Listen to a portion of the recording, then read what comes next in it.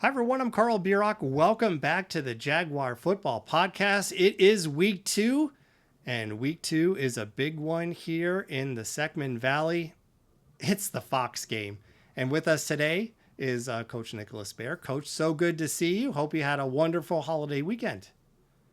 Yeah, Carl, thanks for having me back. We've hit a lot on this show.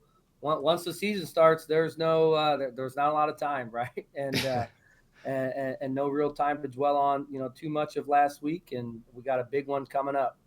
Absolutely, absolutely. So we're going to dig into the Fox game here in a moment, but just wanted to get your thoughts on week one.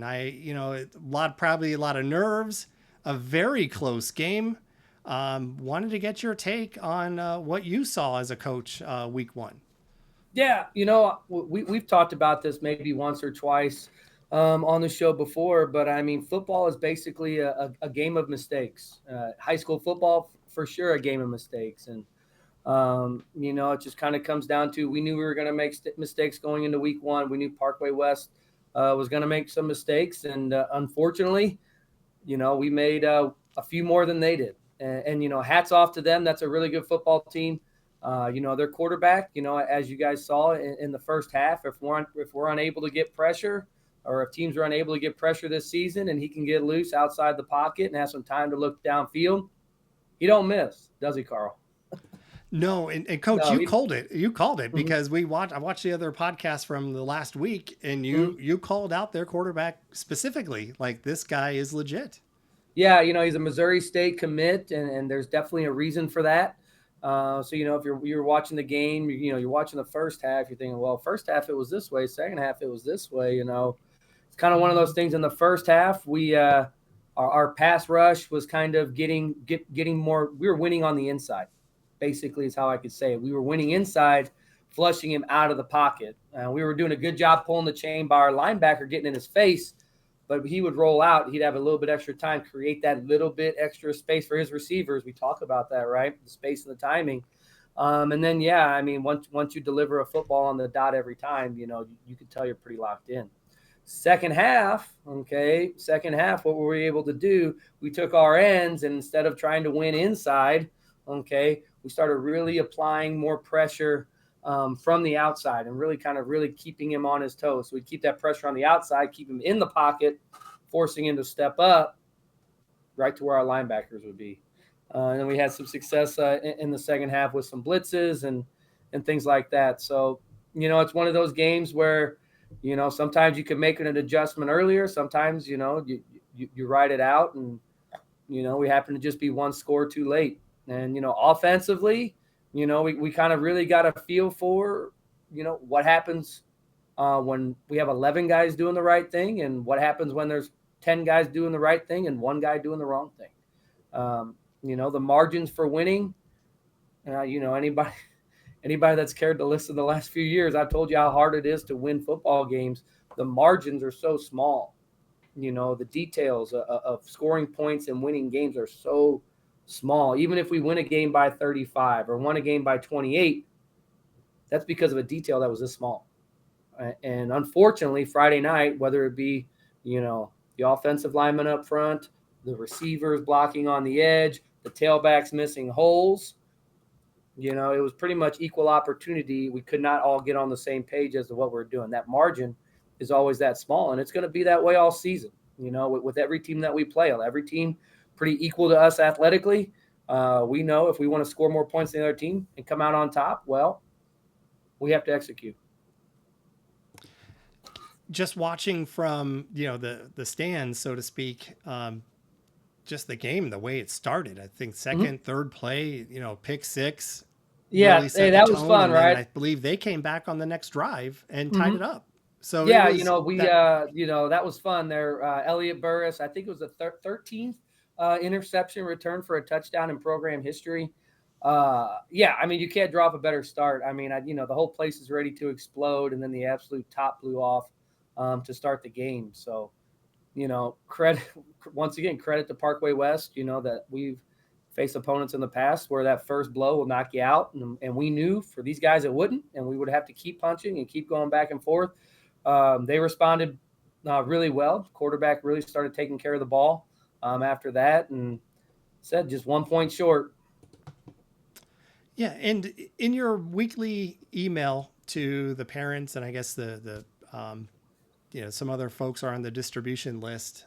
You're talking about adversity, and the sun did come up on Saturday morning, Mm-hmm. and it's a little bit different having a loss like this, where it's not in a playoff situation where it's if you lose, you're done for the year. A lot of football left to be Right. played for sure. And so, are there things that the players, the fans, the coaches even can take this adversity and turn it into an opportunity to gut check or just learn from those mistakes? Yeah, it's certainly an unfamiliar feeling, right? Starting the season, 0-1. We haven't done that in the last three, and sometimes when you're winning games, those details kind of go out of the way. And, this is a great opportunity now. You lose a game, it's a little bit of a shock, to the system as far as, okay, well, what happened? What do we do? And this is really where, from head coach to assistant coach to starter to blue to silver to the last guy on the team, how can each one of us get a little bit better this week? What was the detail that we missed? That basically led to this 1 point loss. And it's important to remember, yeah, the seasons are long, right? But the weeks are long, the days are long, but the season's short. But we still have 9 games to go, right? At least, at the very least, guaranteed that way. So from that perspective, you don't anticipate playing your best game week 1. You never do. And it's important now, that we continue to get better week to week. All of our team goals are still on the table. Obviously beat Fox. That one coming up in a week, or excuse me, a couple days now. And then, winning a conference championship, getting back to that district title game, all of that is still on the table. So, while you feel that initial disappointment, and I told the boys this too, I really like their response so far. Obviously Friday night, you're going to have that initial disappointment. But it's important not to make that about you, your pain that you feel about losing. We didn't have anybody throwing helmets, screaming, yelling, people crying. These aren't things you really want to see. You want to see disappointment? Yes. You never want to be okay with losing. But how do you respond to losing? That's the important part, right? Now, what's our practice going to be like this week? How focused are we going to be? How hungry are we going to be at practice this week, to attempt to score more points than Fox? And, we know Fox is going to be, going into next week, we know Fox is going to be ready. They're 1-0. We're 0-1. And basically, everybody on our schedule at this point, Seckman's 0-1. There's blood in the water. Now it's everybody's, I always talked about last year, everybody giving us their best game, right, Carl? Now that blood's in the water. Now everybody thinks they can get us. Okay, ooh, Seckman's got a chink in the armor. Now we're going to continue to get everybody's best. I'm not sure. And, credit to Parkway West. I'm not saying I'm upset about this, but, did you see how happy their players were after the game? Did you see the celebration, right? I've been there. I know that. I'm not, upset about it at all. But, this was a big game for them. Beating us was big. They gave us their best. I really like it too.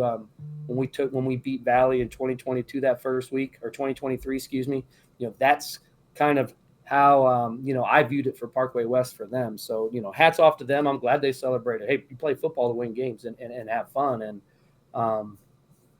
but just from our perspective, yeah, it shows us really how much the game meant to them. So we have to make sure that we are matching that intensity, especially going into Fox Week.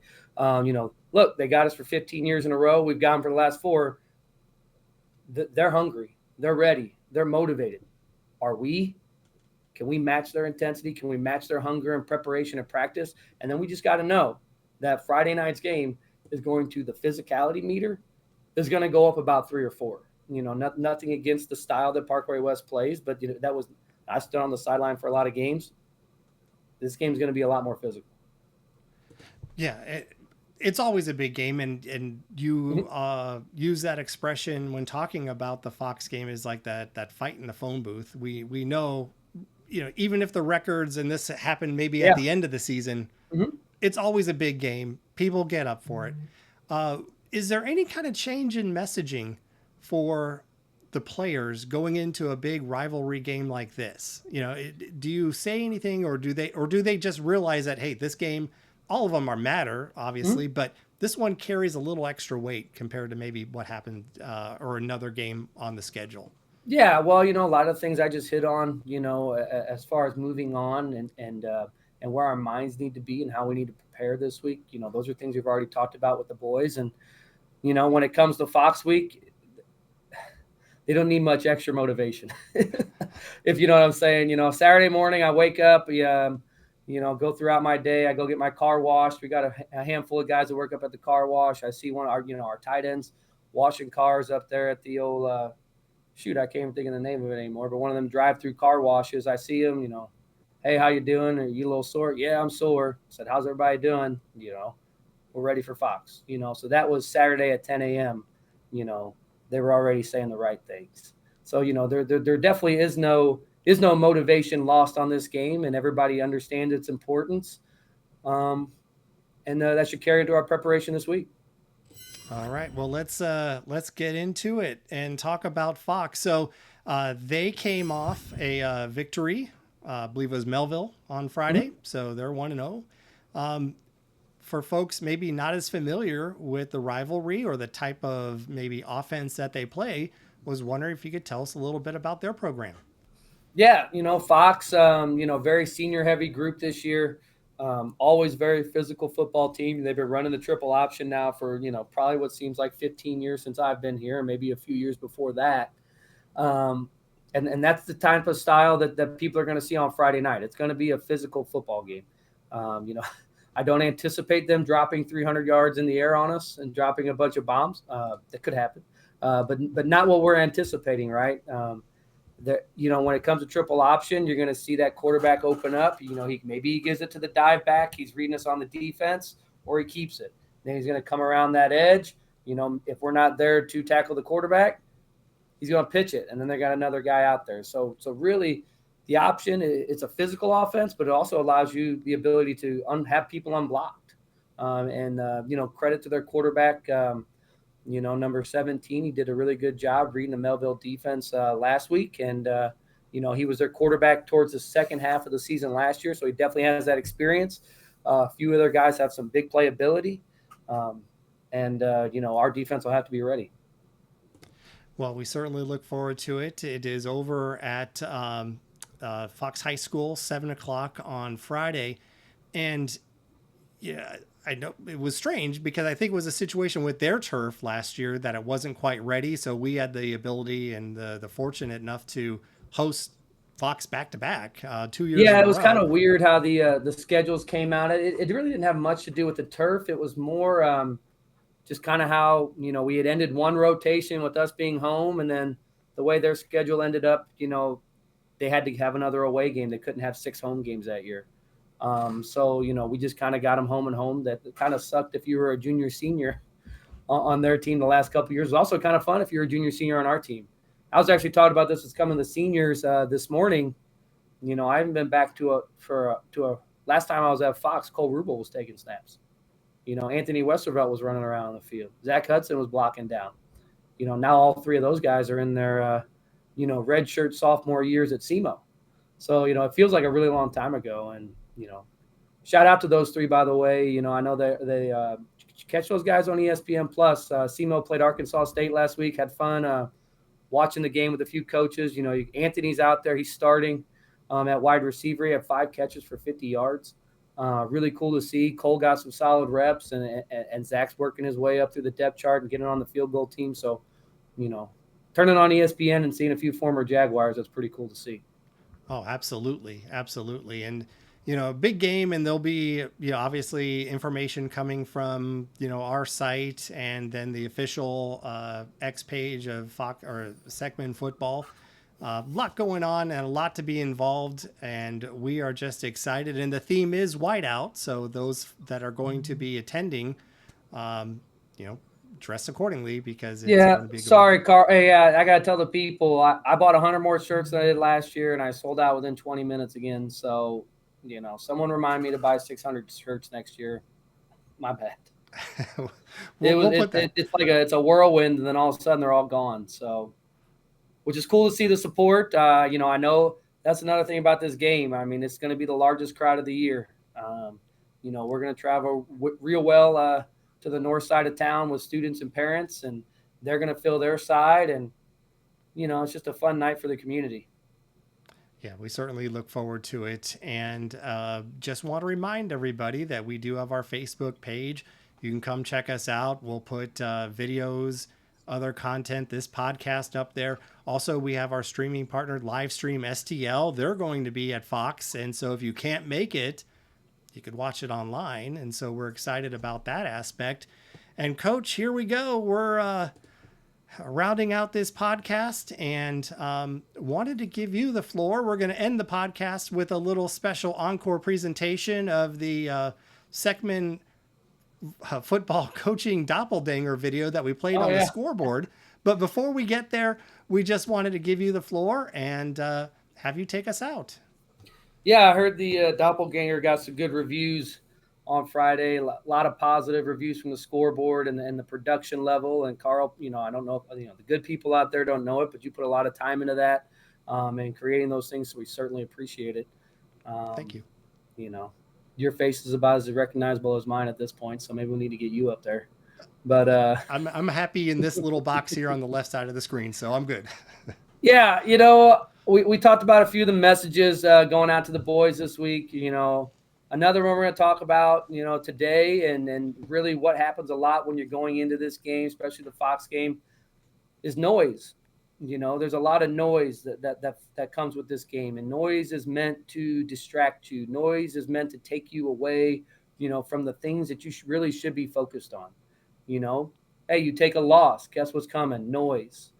And, our ability, as coaches, our abilities as players to really limit that noise, shut it out and stay on message, that's what's going to allow us to be successful. The social media stuff starts ramping up this week. Hopefully our guys stay off of it, right? I know all these guys got their own phone numbers and things like that.